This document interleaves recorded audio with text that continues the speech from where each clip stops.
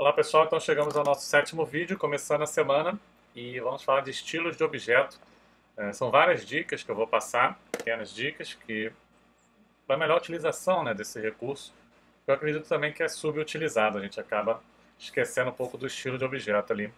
Ainda mais com esses recursos recentes do InDesign, né, e eu vou mostrar como combinar, por exemplo, o último recurso que a gente viu de estilo sequencial, né, eu posso aplicar isso, né, selecionando o texto, e ele já vai, né, aplicar aqui toda a estrutura. Isso também pode ser feito a partir de um estilo de objeto, porque uma das possibilidades do estilo de objeto aqui é aplicar um estilo de parágrafo, né? Então eu vou mostrar algumas situações onde essa estrutura do parágrafo já pode ser chamada pelo estilo de objeto que acontece aqui, ó.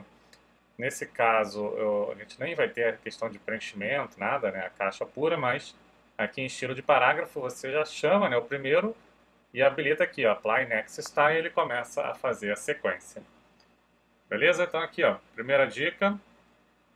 Em relação à imagem, obviamente, né, o estilo de objeto pode e deve ser utilizado já para você ficar, né, com opções para ajustes aqui, ó, da interface.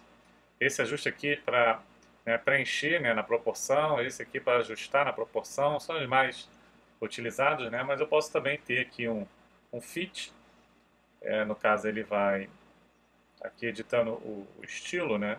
Eu já tenho aqui a propriedade de fitting, aqui a frame fitting option. Então aqui para ele ajustar a relação, né? Centralizado, sem nenhum corte, que é o normalmente atende. Então já fica também já aplicado a um estilo. E isso é interessante. Você pode deixar até numa template, ou até ter esses objetos numa biblioteca do library, que é algo que, mesmo que você não trabalhe em equipe, é interessante. Então, o Library eu utilizo aqui, tem alguns projetos aqui, a CBR, que eu não compartilho com ninguém, mas é uma forma de você tornar elementos de uso comum, né? Até os estilos, mas sozinho já é útil. Se tiver uma equipe, então fica ainda mais importante utilizar para poder unificar esses elementos, né? Muito bem, então tem aqui também, quando você tem um objeto de uma proporção diferente, você pode aplicar o fill, né? Mais uma vez aqui editando o estilo criado.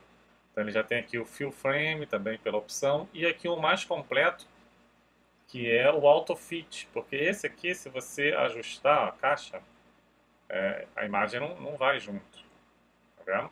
Agora com o auto fit não, ó. A imagem ela vai acompanhando, mesmo se eu diminuir, ó.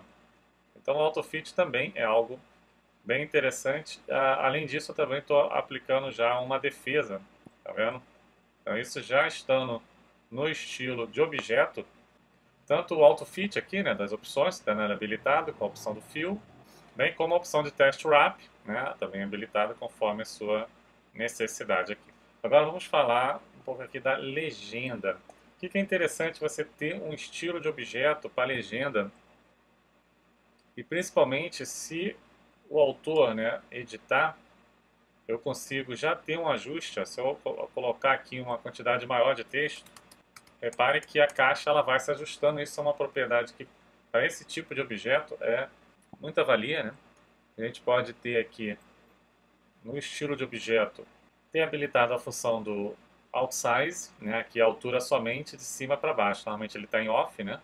Então somente a altura, trava aqui a parte de cima, porque dessa maneira todo o texto que for anexado não vai ter mais caixa estourada, né?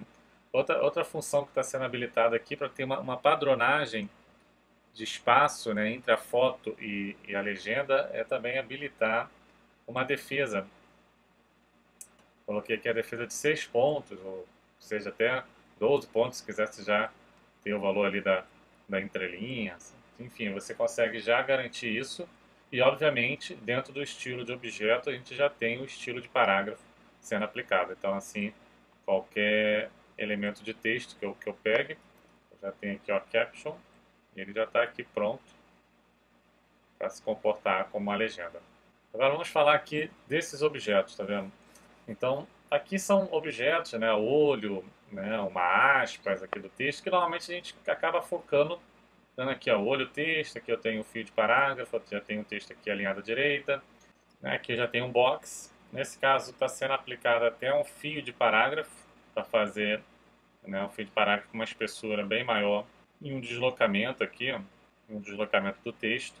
Repare que foi feito também um recuo negativo, uma defesa do box, então a gente tem que usar um valor negativo para ele poder ir até o limite, devido a essa caixa aqui no Test Frame Option, ela tem uma margem de 6 pontos, tá vendo? Então o fio o fio de parágrafo acabou passando aqui um pouco.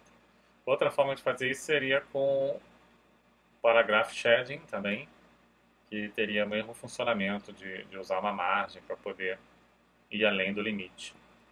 Então, você repare, tudo é parágrafo. Aqui eu tenho já também o título. Nesse texto aqui, a diferença dele, aqui no título, na verdade, é que eu estou trabalhando a colunagem. Aqui ele está pegando todas as colunas porque esse objeto ele vai ser dividido em duas colunas. Então, agora o que acontece? Eu vou aplicar até com o estilo de objeto.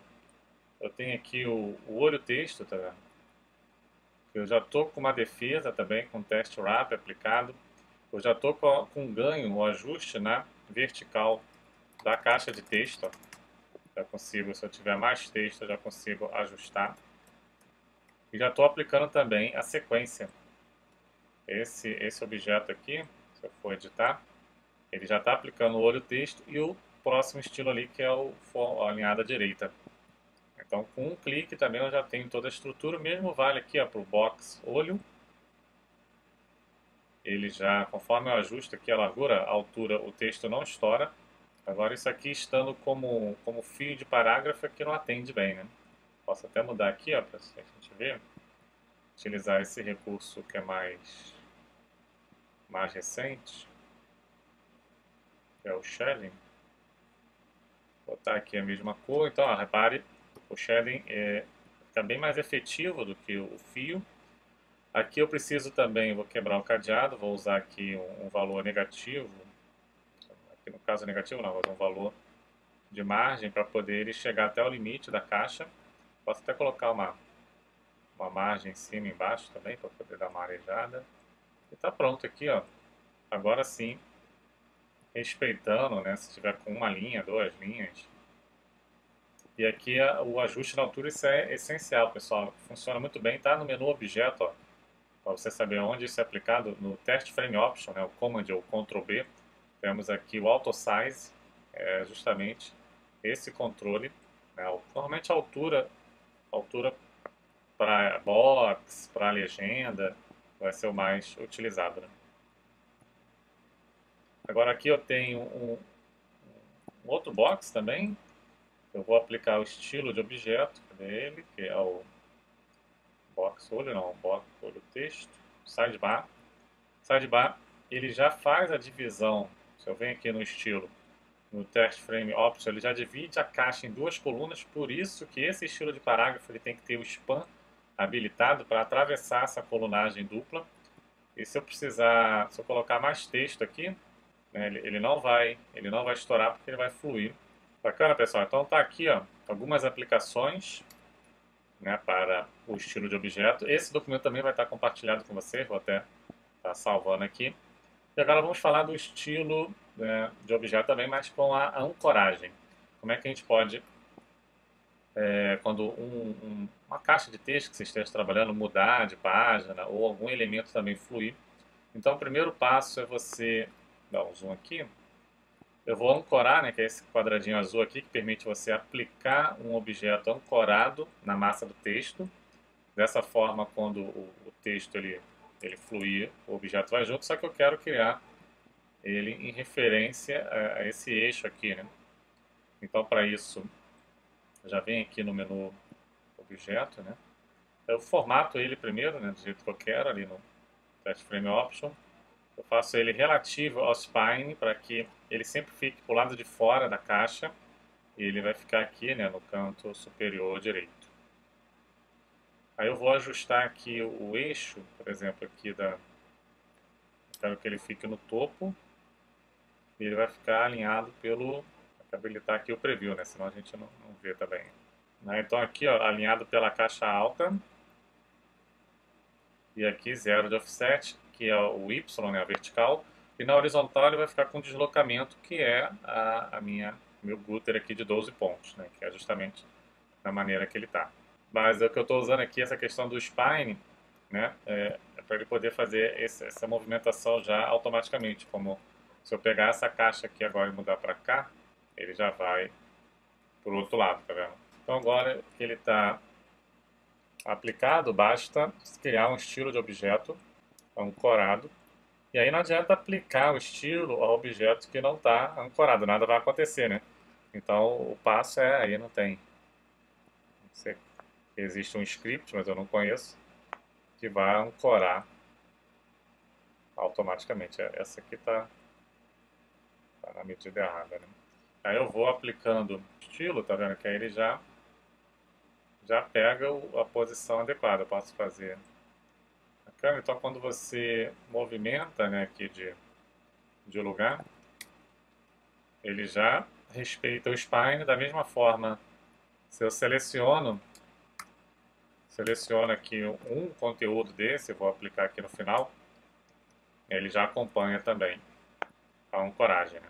A próxima dica eu vou falar sobre como a gente consegue aplicar um estilo default, né, para imagens, porque quando você tem, por exemplo, para texto, se eu quero ter que minha caixa aqui de texto ela já fique com esse estilo sidebar, eu consigo pegar aqui o básico do texto até passar aqui para o sidebar, ó.